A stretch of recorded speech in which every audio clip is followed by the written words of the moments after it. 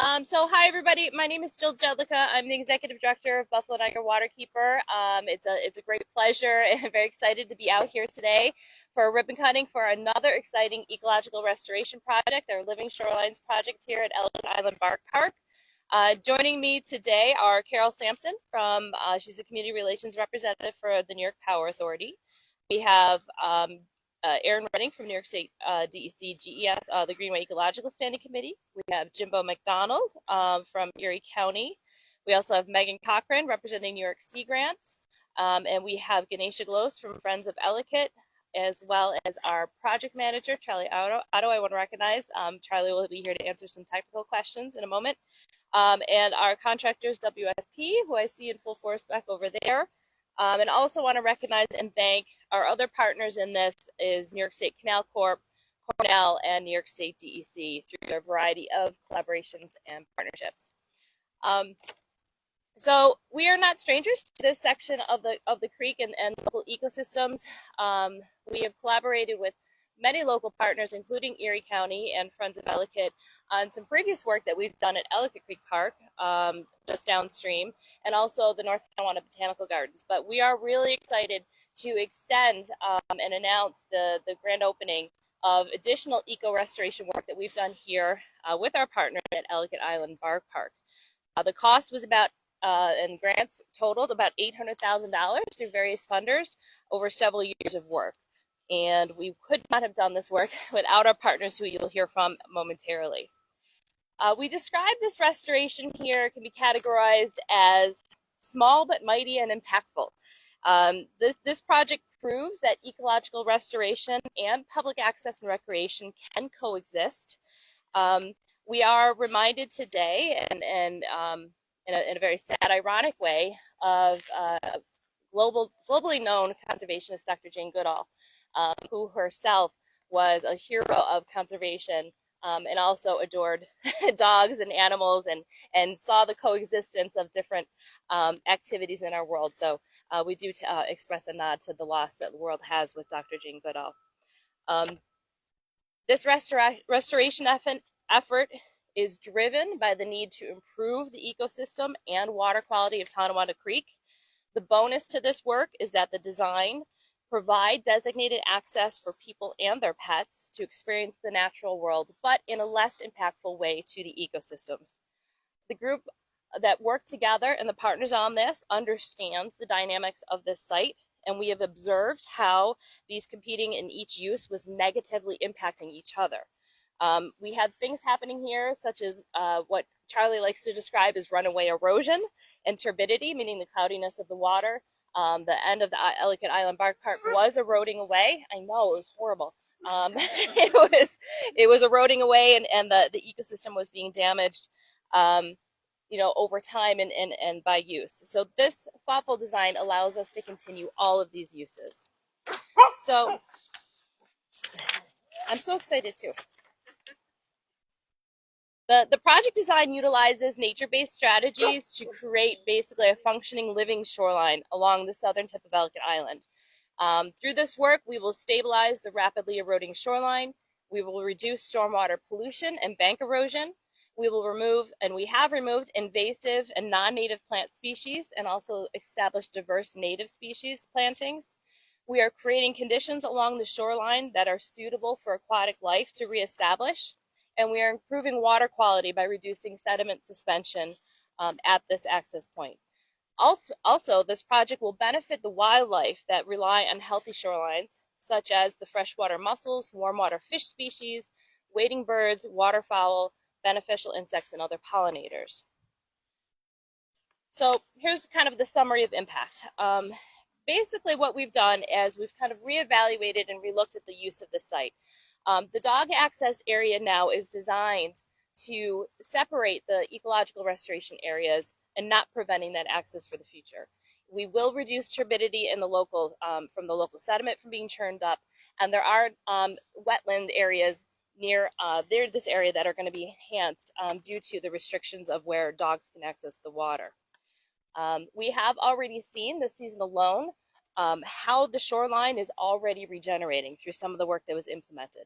And as soon as we modified that human experience and access and redirected it, the native species immediately started to regenerate. So this is one of these examples that we are seeing impact already. Our teams were also able to beneficially reuse some of the dying ash trees that were on site, and that was a way that we kind of recycled what Mother Nature gave us and saved some costs. And the design is also looking to protect and will protect turtle nesting and habitat. So just like the dozens of other restoration projects that Waterkeeper and our partners have been able to implement in recent years, now that the work is done, we need to ask help from the community. Oftentimes we love these places to death. Just slight changes in perspectives and use and behavior can be very impactful to allow nature to regenerate and our water systems to recover. So please help us with ongoing stewardship. It is not just going to be the responsibility of Erie County or friends groups like Friends of Ellicott and Waterkeeper to steward and maintain these sites. We are asking the users of these parks and users of our waterways to provide great care and be conscious of the impact that you may have on the environment. Okay, so what I'm going to do now is I'm going to introduce and bring up one of our partners. It's my pleasure to introduce Carol Sampson, who is the Community Relations Representative from the New York Power Authority. Good afternoon. I feel a little outnumbered with that I don't have 4 legs here today, but that's okay. They're beautiful dogs, I can see. On behalf of the New York Power Authority, Chairman John Comell and President CEO Justin Driscoll, I'm delighted to be part of today's event. And we mark the completion of this shoreline restoration at the Ellicott Island Bark Park. Through the relicensing settlement for the Niagara Power Project, NYPA has contributed more than $642,000 towards this effort. Most of the money came from a Fish and Wildlife Habitat Enhancement Restoration Fund. Our CEO asked me to convey that NYPA is proud to support the shoreline restoration efforts at Ellicott Island Bark Park that will benefit the local ecosystem that Jill talked about and visitors alike. Through our continued collaboration with local partners, NYPA is enhancing the resilience of natural habitats and promoting the sustainable use of our waterways. The Power Authority is proud to have supported the Buffalo Niagara Waterkeeper, Jill, and her team, the Erie County Parks Department, New York Sea Grant, stewards of the site, the Friends of Ellicott, and our partners on the Niagara River Greenway Ecological Committee to protect and restore a living shoreline along the southern tip of the island. This initiative, like others that the Power Authority and other partners have teamed up in this area, are part of our continuing efforts to optimize the region's ecology. We recognize that those resources are part of the legacy that we pass along to future generations. Thank you for this opportunity to be here today and to celebrate this achievement. Congratulations. Thank you very much. We're grateful for the ongoing collaboration and support from NYPA through the relicensing settlement and through the standing committees that have partnered with Waterkeeper and our various partners on many of the projects, and hopefully many more to come. It's also my pleasure to introduce another new partner of ours, well, new for this project anyway, Megan Cochran. She's the Great Lakes Outreach Coordinator for New York Sea Grant. Good afternoon, everyone. As Jill said, my name is Megan Cochran. I serve as the Great Lakes Outreach Coordinator for New York Sea Grant. I'm really thrilled to be here today to celebrate the completion of this really important restoration project here at Ellicott Island. Just a little background on Sea Grant. We're part of a national network of university-based programs. Here in New York, we work with communities along our Great Lakes and marine coasts to turn science into practical solutions for local challenges. One of the ways that we do this is through our Great Lakes Basin Small Grants Program, which we administer in partnership with the New York State Department of Environmental Conservation to help advance local priorities. like here today. So through this small grants program, we're really proud to have played a supporting role in Buffalo Niagara Waterkeeper's vision for this site. Their work here not only stabilizes the shoreline, but it also improves the fish and wildlife habitat while also keeping the space accessible to local residents and their four-legged friends. So this project is truly a wonderful example of how both community priorities and environmental health can really go hand in hand. I wanted to also highlight that Buffalo Niagara Waterkeeper has recently been awarded another small grant of ours for a living shoreline project that will take place over the next year and a half or so in the town of Tonawanda. So we're really excited to see that project move forward as well. Lastly, I just wanted to share that our next round of small grants will be available in early 2026, and we look forward to supporting more projects just like this across our Great Lakes region. So with that, on behalf of New York Sea Grant, I just want to congratulate Jill, everyone at Buffalo Niagara Waterkeeper, volunteers, and all of the partners and other funders that were involved to make this project possible. Thank you. Thank you. As with a lot of restoration projects here in Western New York, many of these are driven by the community first and foremost.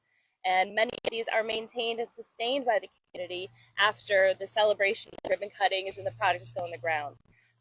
This is another example of a tremendous advocacy group and environmental volunteer group that has been with us every step of the way, and that's Friends of Ellicott. So it is my pleasure to introduce Ganesha Glose, who is Friends of Ellicott, and will share some thoughts. Hello, everyone. I'm the board president for Friends of Ellicott. I was not the founding board president for this organization. Mary McNeil, who is with us here today, was the original founding president for Friends of Ellicott, and she was the one who was responsible for getting the ball rolling on this project in particular.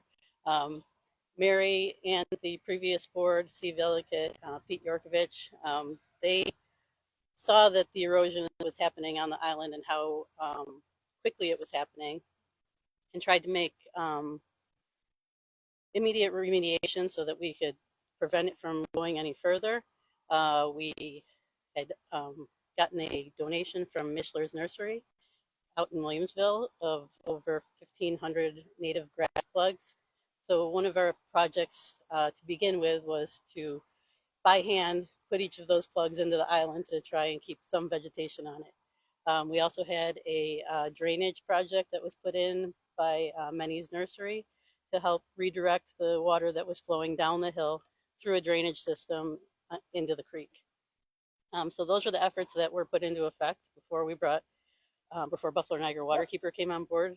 We had a survey done by Nussbaumer and Clark, and Mary took those survey results to Buffalo Niagara Waterkeeper, and thankfully they saw the impact that that project would have on the island and got the ball rolling with everything else. It was really a project that was beyond the capabilities of Friends of Ellicott to complete on our own. So having community partners out there that are willing to help reach out for those grants and bring more bigger projects to the island and to keep the erosion issues down is extremely beneficial to the waterways in our area. I'd like to thank Buffalo Niagara Waterkeeper, WSP, DEC, Erie County Parks, New York State Sea Grant, and everyone else that was involved in funding, volunteering, and contributing to this project. I'd also like to sorry. With this project, one of the things that Buffalo Niagara Waterkeeper did was they kept in mind the unique conditions that are on the island. So we still wanted to have some access to the water. There were also certain lines of sight that we wanted to keep into consideration, from the shelter on the island that's the direct view to the sunset. So they kept all these considerations as they were developing the project, and it's really been appreciated by our park patrons as we've gone forward with it. Everyone has been really happy with how they've seen this project developing. And it's something that couldn't have happened without the unique collaboration of everyone involved, from not just our organization, all the volunteers, Buffalo Niagara Waterkeeper, everyone that Buffalo Niagara Waterkeeper brought on board, Erie County Parks Department. So it's things like this that really move forward if we have the collaboration of the whole community, from the tops of government down to our volunteers that come in and put their time into efforts like this. So yeah, I really want to thank all you guys for everything that you've done here. It really is more than we had ever envisioned it being. So, other than that, I just want to also invite everyone. In the next month or so, we have two fundraisers going on. We have October. So if you want to come down and join us, it helps with all the projects that we do on the island to keep the island in as good of shape as we can. And thank you. Thank you very much. Thank you. Just reiterating to superstar volunteer Mary McNeil, who, not only with this project, but many of the efforts that Waterkeeper does. She's an extension of our Waterkeeper family, too, so we're grateful for your collaboration. And also just want to recognize again Erie County. Jimbo is here representing the County Parks Department, has been a phenomenal partner in many recent projects, including this one. And we hope to do many more. So thank you very much for your support. So final appeal and final request to the community. We want people to get out and enjoy and love our waterways and enjoy nature and experience it, but please do it responsibly. And please do it in a way that you and your four-legged friends also respect the uses of nature and wildlife and the importance of the quality of the water. So we can coexist and we can use these spaces together, but at a place like this as well, hopefully this new design and these new enhancements will also allow people to enjoy using parks with their families, friends, and pets, but also respecting the regeneration that we're trying to instill here in Tonawanda Creek. So at that, I will open it up to any questions to any of the partners, and then we can go cut the ribbon. Give us a rundown of how much or how long the project took, details like that. Okay, I'm going to bring Charlie up for that one. So come on up. Charlie is our project manager extraordinaire, and he will be able to give you every name of every blade of grass and piece of vegetation out there and all the work that we did. So feel free to take that one. Yeah, sure. So it's been a bit of a long journey with this project. I think the Friends group reached out to us. It was before COVID. It must have been like 2018, and we walked the site and saw an opportunity, but it's always putting the pieces together, the funding and getting the the public support. And so that process probably started in 2018, but really sinking our teeth into the project started in about 2021 with design. Construction kicked off in 2024.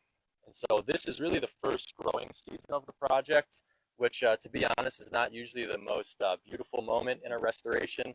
The first year of a restoration shouldn't be the most beautiful. It should get better year after year if you've done things right. And considering it's year one, we are in a moderate drought. I think the site is really on a trajectory to fill in really, really nicely over the next 2 to 3 years. So we're really optimistic on how this is all going to grow in and really transform the area.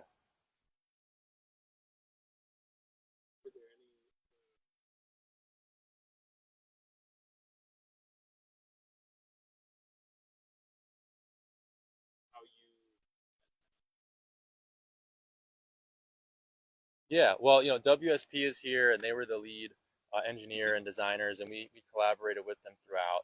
And so there's a few main project features. The first one, which is probably the most obvious from here, we call it a barrier rock reef, and you can see it on the sign here. And this was the major design move, was to create this barrier to boat wakes and surge coming up from Tonawanda Creek.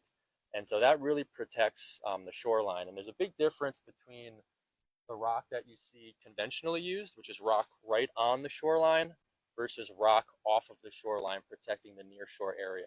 So when you protect the nearshore area, you absorb that wave energy, you block it, and you create these calm water conditions for all of these sensitive emergent plants, aquatic vegetation, to just spread and grow. And that is tremendous habitat, nutrient absorption, erosion control, so many benefits that those plants can have. So that was the first design solution, and that is rock. That's not going anywhere. That's creating conditions that are going to just support plant growth in that area. The next thing we did is along the slope. Can't really see it from here. It's more subtle. They're called contour swales.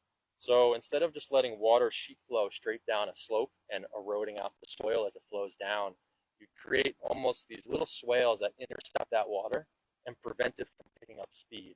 And by slowing it down, you prevent erosion, you store it on the slope, and that filters into the ground. And now you have more groundwater to sustain plant growth. So again, those are like earthwork features which aren't going to change. Those are in place. And then the last thing that we did was really try to create a more controlled environment for dog access.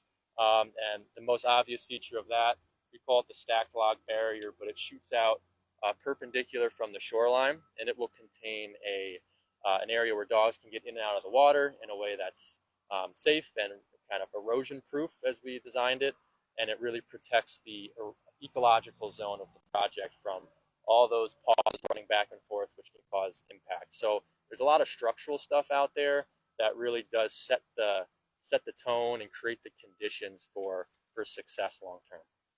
So what does it do for people and the pets being able to enjoy the park, but also keeping it from eroding away? And Yeah, well, it's that balance, right? I think a lot of times there's maybe a misconception that to restore a shoreline is to give something up of what people expect, which is to be able to get in and out of the water as you want, to be able to see out at the sunsets, right? To be able to see the water, and just clear sight lines and all that. So this project tries to balance all that stuff. So there's a place for, it's programmed in a way where there's a place for ecology and ecosystem health. There's a place for recreation and fun, and they can coexist in a way that sets the other one off a little bit more, right? To be in the water and to be able to look over and be surrounded by native plants is kind of a fun experience as opposed to being surrounded by erosion and algal blooms and things like that. So having both right next to each other creates a really interesting contrast, which I get excited about. have your first and last name and spell it, please. Yeah, first name is Charlie, Charley, and the last name is Oddo, Oddo. And what's your title? I'm project manager at Waterkeeper. And I would like to say too, WSP being the lead engineers, they really were very receptive, and we worked together, collaborated really well, and so we're appreciative to them, and they helped bring these conceptual ideas to reality, running the numbers, running the models, and they make it real. We think up the ideas, they make it real. So I just want to, a nod to them. Thank you for working with us. All right, great. Thanks. We'll head over now to do our ribbon cutting. Thank you, Charlie. Good job. And excited.